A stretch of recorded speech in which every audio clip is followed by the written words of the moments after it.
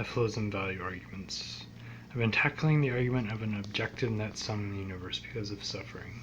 Premises for value being beyond mere illusion must be argued to claim the above statements, or below statements here in this case.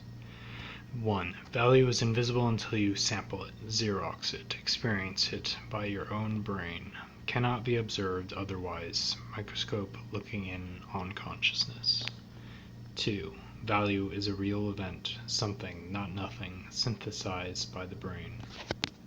The above statements are both claims and are true. One cannot further access or legitimize their truth. It is no longer an assertion that can be proven right or wrong with absolute certainty. Value has been isolated to its own field.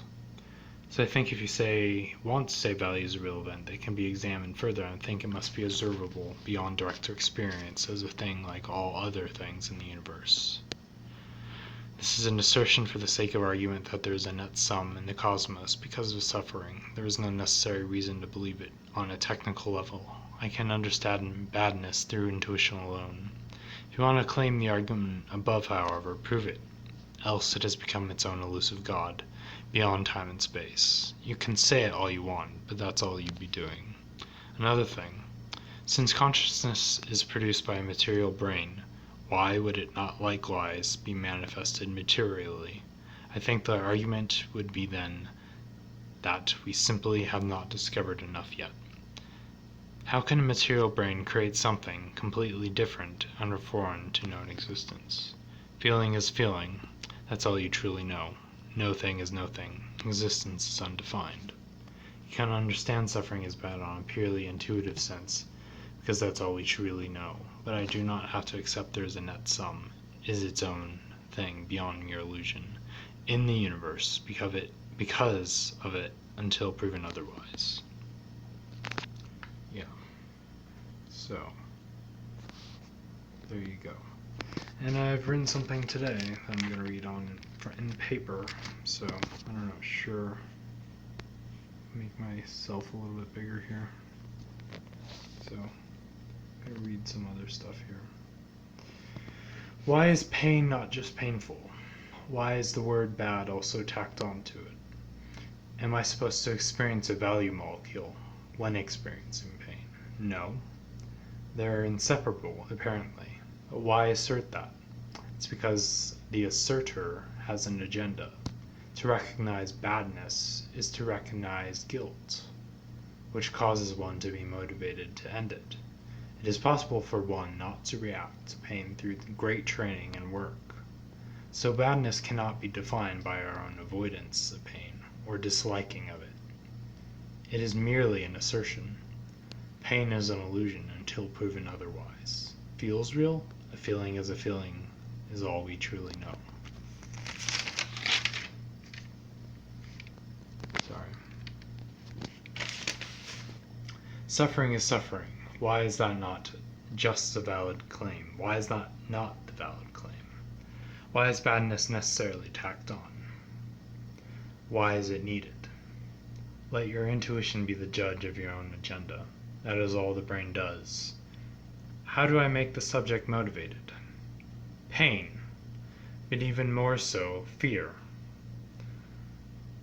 of the pain. Fear of the pain.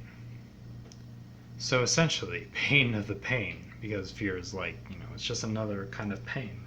It's unpleasant to feel. So, I've seen monks self-immolate with little reaction. So if I do not react to a hot poker up my ass voluntarily, would that prove anything? Would that mean anything?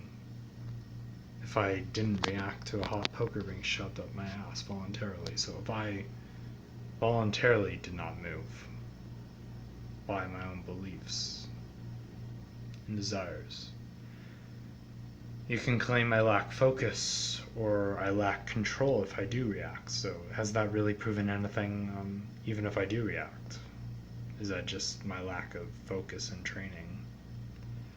What does this have to do with badness? So the fact that we avoid pain and dislike it, is that what's being called bad? That we avoid? But really, all those things in and of themselves, it's just if we don't avoid, if we don't react, if we lack control, if we have control to, endure horrible amounts of suffering, what is the consequence? More suffering? Is that necessarily true? Not always, but so if I can't avoid pain, so I can't choose to go away from it. That just means I'm going to be in more pain, but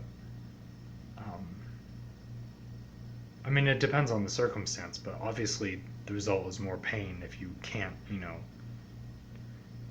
if there is no avoidance of it, if there is no dealing with it, it's just more pain. So obviously I know pain is being called in and of itself a bad thing. I'm just saying, why is it not just called pain? Why are we using this word? Like, why is that needed? Why is that there? Am I supposed to experience like a badness thing while I'm suffering? Like, is that the argument? Because I don't think it is, because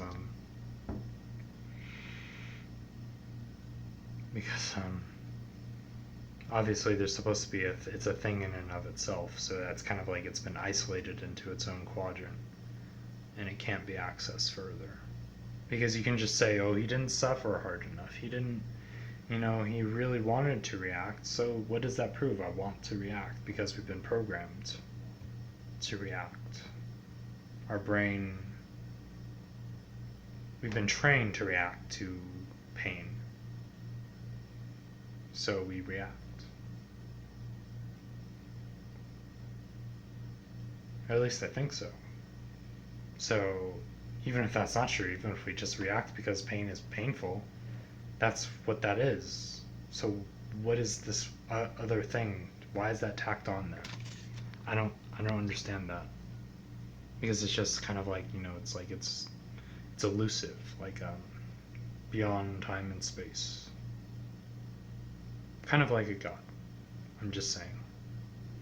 So, and okay, lastly, right here is the last bits. Something or nothing. What is the difference when existence is undefined?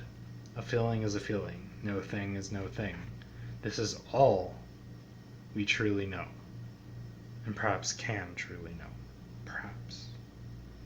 So, if pain is real or an illusion or not, why does that? Yeah.